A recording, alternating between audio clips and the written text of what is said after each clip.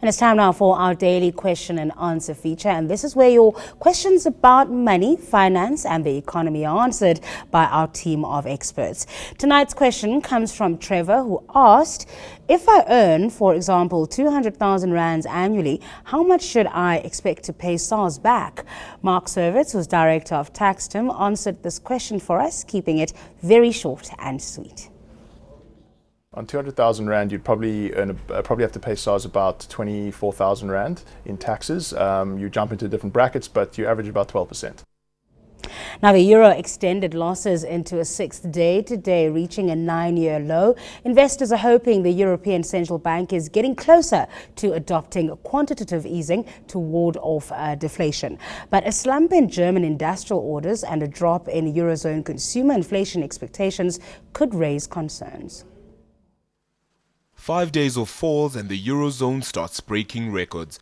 It hasn't been under $1.18 for 9 years. It almost fell further to records last seen in 1999.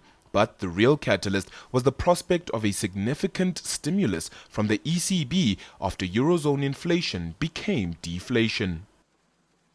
When you're looking at yields here in the euro area right now, they're already at record lows. Given the divisions within the governing council, I think it's highly unlikely that we're going to get anything significantly substantial to justify the current declines that we're currently seeing in the euro. And I think the biggest concern is that the markets are getting slightly ahead of themselves. Fears about the general election in Greece aren't helping. The opposition party's lead has narrowed in recent days, but there are still concerns about a standoff between Berlin and Athens over the austerity imposed on Greece. And the timings aren't helpful either. The ECB meeting takes place 3 days before the election.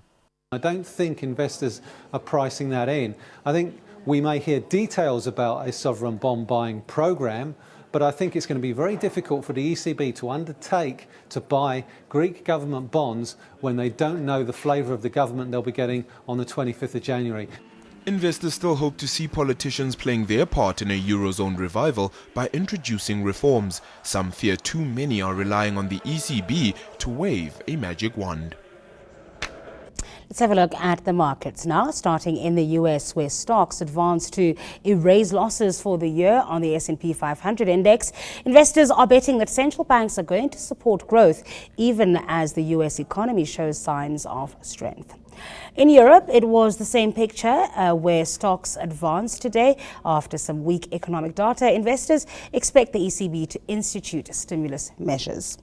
Here at home, the JSE closed firmer, tracking global markets. We saw new record highs from pharmaceutical group Aspen and global internet group Naspers, despite these shares having some of the highest valuations on the market already. Looking at commodities, and it's been a mixed picture for most of the day. Oil has seen choppy trade. It was up in Asia this morning following a drop in US crude stockpiles, indicating stronger demand in the world's biggest economy. It has now gone softer. Brent has held above $50 a barrel as traders search for a floor for the drop. Gold and platinum advancing today. On the currency market, the rand remains relatively firm against the US dollar, despite the euro dropping further against the US currency. And that's it for today's edition of ENCA Moneyline. Remember, you can send us your comments and questions via email on moneyline@enca.com. Tweet us using the handle @ENCA News with the hashtag ENCA Moneyline. And Abila joins you tomorrow for the Moneyline edition. Bye-bye.